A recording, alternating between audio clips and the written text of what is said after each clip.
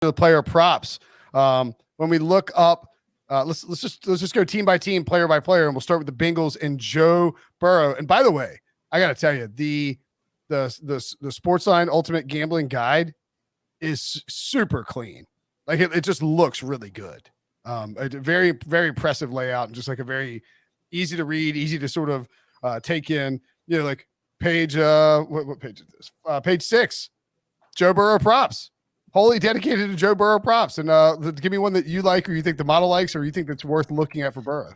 Yeah, great job by designer at CBS, Tim Burke. He did the layout and everything there, made it look super clean. Did a great job with it. So shout out to him for doing that. The one I like for Burrow the most is under 275.5 passing yards. This one I think opened at 276.5, dropped down to 273.5, and now it's went back up a couple points. I think we're getting a decent value there. The Rams excel at defending deep passes, and that's been a big component in games where Burrow has piled up a lot of yardage. Think about those Chiefs games, especially in the regular season. They were just bombing those deep passes and hitting Chase and breaking long plays. So that's how you pile up the yardage, but the Rams are pretty good at defending that. And the Sportsline simulation, we have the numbers that they simulate in this guide as well. So you just get the raw yardage number. You can go and compare it to what books you're offering and see which way you want to go, especially if it's close to the number. You don't know which side you like. If the line's moved from what we have, you can actually see what the simulation has in there. And they have this number at just 250 yards. So we're way over what they have simulated. So If you trust those, it's 10,000 simulations of this game, and they take the average of that, and we got to 250 on an average game. So he's going to have to be way higher than average, and he's got to put together one of the exceptional, outlier games to get over this number. So I think the value here is definitely going to under there. Yeah. And, the other thing is you can oftentimes part of the concern of taking the Burrow under would be that, the Bengals are trailing. Well, I mean, you have a couple game scripts. You can get out of this with the Bengals are leading and Bengals are running the football. You can get out of this with a low scoring, close game where they're running Joe Mixon a bunch on first down. They're not trying to open things up with that passing offense. And I do think Zach Taylor's and Sean McVay too probably will be conservative in this game because McVay doesn't want to come out and just give away free possessions. Taylor should be nervous going up against his old boss. And we saw Taylor runs the ball on first down all the time. I mean, Tony Romo was killing him for it last week. So I kind of dig that as well. What do you think about Joe Mixon?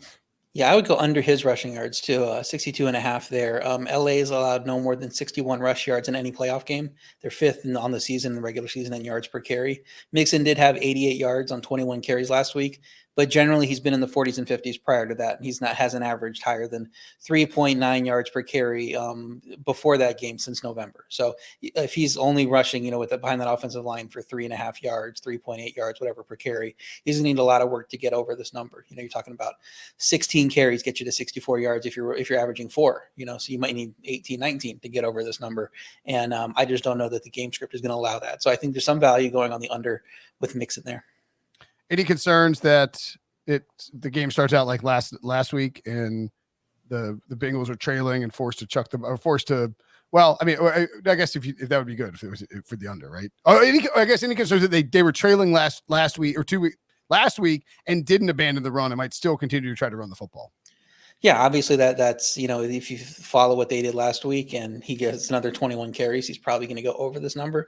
The question is are they going to be effective doing that? Are they even going to be able to do that, especially if the Rams are running it too? Because the Chiefs were throwing the ball, and they weren't really focused too much on the run. And so the game kind of extended a little bit for the Bengals. They got to run more plays than maybe they're going to run in this game. I think this will be a more quick pace game in terms of the action on the field, not for overall the day, because we know how those Super Bowls go. It's just nothing about the Super Bowl day is quick paced, but the action on the field, the clock might be running a little more, fewer amount of plays total run than if it would be like a Kansas City Tampa Bay type of game. Jamar Chase, big play threat. Not necessarily a reception monster, tons of receiving yards, but he just goes for big yardage. Do you think that will continue in the Super Bowl? And does that give you possible outs to look for with Chase? Yeah, he averaged just 4.8 receptions per game in the regular season. Only had 8 of his 20 games with 6 catches, including the playoffs. So I like going under 5.5 receptions at plus 105. You're getting, a plus value to go get on the under there, even though that's his typical game is going under that number. Even with the recent uptick, when you just take the last 5, which we also do in the guide, we tell you what their averages are in the last 5 games. So you get a recent look, and then you get the average for the whole season. He's had 5.5, so he's right on the number. So you're still, when you factor factor in the plus 105, you're still getting value going on the under, even if he has his recent average as opposed to his season long average. So the sports line Sims I brought up earlier, they have him at 5 receptions on average. So they also think it's good value on plus odds. So I think I'm playing a lot of unders on the Bengals, as you can see, but that just seems like the value is here for that. So I like him going under that number. Well, and two more factors just to add to that. One, we've seen the Bengals do a lot of run, pass, or run, pass, like run, short pass. In other words, like they're just trying to convert those third downs, asking Joe Burrow to do good work on third down. They tend to focus in, I feel like, more on Tyler Boyd and potentially the return of CJ Uzomah, who had a nice last week of practice. I think we'll have to see what that, where he goes from there. But if Uzomah comes back, I think that benefits the taking the Boyd under, especially at that plus money. All right, proceeding with the right along T Higgins. If you were Higgins, I actually have I don't know if this has any chance of cashing. I have an outstanding T Higgins will have the most receiving yards in the playoffs. I assume that's dead because of Cooper Kupp, but yeah, I would think so. Yeah, maybe he goes for 300 here. We need some long receptions on that, but I like him going under 24.5 yards on his longest reception for minus 125. Juice is moving toward the under here. It was minus 115. He has just one reception of this length in the postseason. And like I said earlier, LA is great at defending deep passes, and the pass rush likely going to force Burrow into quicker throws. So I don't know that the opportunity is going to be there for him to hit some big plays. So on the Higgins front, I'd go with the under on that longest reception prop. I think is the way to go. All right. I love it.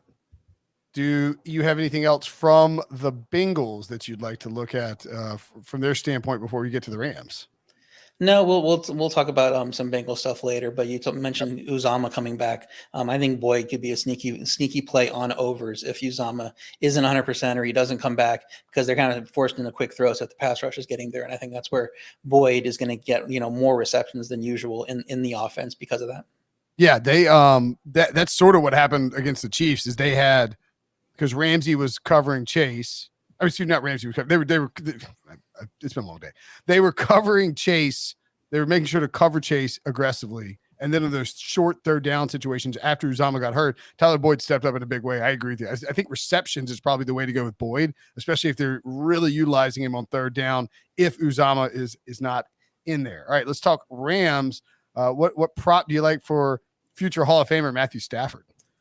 You in this Hall of Fame? Is he retiring after the season? No, I'm just trying to. I'm the one who created the public narrative about it. Like that's a fact, and so I'm leaning into it. It drives Pete Prisco nuts. I saw Peter King getting all in a tizzy about it, but it's like no, he's not if he wins the Super Bowl and walks away from football, he's not probably. I mean, I think he would be a Hall of Famer, but he certainly wouldn't be a first ballot Hall of Famer. My anticipation is that Stafford, if they win the Super Bowl, and then he plays for 4 more seasons, is going to add 20,000 yards or whatever to his totals. And it's just going to be impossible to keep him out. Yeah. But my point is, why are we having this discussion now? Let him play those 4 seasons and then we'll talk about it. I just like to pound my chest. No, it's strictly a me thing. I mean, it's very selfish. Anyway, let's be more selfless to the listeners, and we'll give him a prop for Stafford. I go longest completion over 38.5 yards on Stafford. He's had 21 passes of 40+ yards this year, including 3 in the playoffs, and Kupp's caught 11 of those, which will come up with my Kupp prop later. Since he's allowed only 12 passes of 39+, but 3 of those have come in the playoffs. So higher concentration once they play these better teams in the playoffs, with guys like AJ Brown and Tyreek Hill. Those better receivers, Tyreek Hill, those guys getting those long passes. So I think Stafford can complete a long pass in this one, 40+ yards. So I would play that to go over. Cam Akers has looked, I would say up and down. I mean, I know he looked really explosive at the beginning of the playoffs. So not, had those 2 fumbles against Tampa Bay, and you can't tell if he's just going to pop one off or not. What do you think about Akers? Because I would guess that in the second half, if the Rams have a lead, we see a lot of Cam Akers. Maybe. I mean, he fumbled twice against the Bucs, and he played 81% of the snaps in that game. Then the next week, he had 13 carries versus San Francisco, played 39% of the snaps, and wasn't on the field, even half as much. So if that's what we're going to see in this game plan, of we're scared of him fumbling the ball and he's going to kill us in the second, the only way we can lose in the second half if we're up is if we turn it over. And if you get cold feet there, you might see Sony Michel in the game. You might see a little Darrell Henderson if he's active. So I don't know. Is Henderson in the cards to be active? It was a possibility coming out of the week. He could be an IR activation, is what they were saying after the game. Wow. But we'll see. We have the whole week to monitor practice reports and see how that goes. But either way, I like Akers to go under 16.5 rush attempts because of that reduced snap count and the sense that if they don't trust him to protect the ball in the second half, I don't know that he's going to see a high number of rushes in the second half. He's averaging only 2.8 yards in the playoffs too, so he's not really deserving of being the focal point on offense that gets 18 to 20 carries. I don't think so. If Henderson does come back and you see he's active in the game, definitely jump on this number, because losing even 2 to 3 carries to Henderson is a big deal when you get talking about a number this high. We're not talking about 12 or 11, rushing attempts in the high teens. So I think if he's in line to lose even that to Henderson because he's active, this is a smash spot. Yeah, absolutely. Henderson active is you immediately go and bet 1.5 to 2 units on the under of Cam Akers carries, as RJ just pointed out. Cooper Kupp. Oh man, I got some CLV on his receiving total. I took over 102.5 already. I love it. Not scared of it. Cooper Kupp's hard to stop. You like that, or you like something else with Kupp? Yeah, I think that's a good one. I know Larry likes that also. My favorite one is the longest reception, over 28.5 yards. I mentioned he had 11 catches of 40 plus yards. This number was 27.5. It already moved up a yard. So I think people jumped all over that. They just see a long reception from him in this game. I still like it at this number since he's allowed 5 30 plus receptions in their last 2 games, 3 to AJ Brown, 1 each to Tyreek Hill and Mecole Hardman. So they are not stopping these explosive plays. And when somebody gets one, you figure it's got to be Kupp on the Rams side. He has 22 receptions of at least 29 yards this year. That's an average of over 1 per game, including the playoffs. So I think he's going to get to that 30-yard catch, 29-yard catch, whatever, hit this over. Yeah, I like that too. And you're getting a reasonable juice because it just moved up. What about Odell Beckham? 23.5 for his longest reception. He's also at 5.5 receptions plus 120, which is kind of crazy, and 64.5 receiving yards. Yeah, a little bit aggressive on the receptions total because he's had 6 receptions each of his last 2 games. So I would hit the under on that at minus 150. It's heavy juice, but the sports line sims have him well under 5 receptions. And when you factor in the average of the last 5 games is still below 5.5, even though he got to 6 the last 2 games. So, you see these trends, you figure people are just going to keep going up and up and up, but I think it's more of a Cooper Kupp game than anything. And Beckham has some key plays, on third down or in the red zone, especially, but I don't think that he gets to 6 receptions. So I'd play the under. Okay.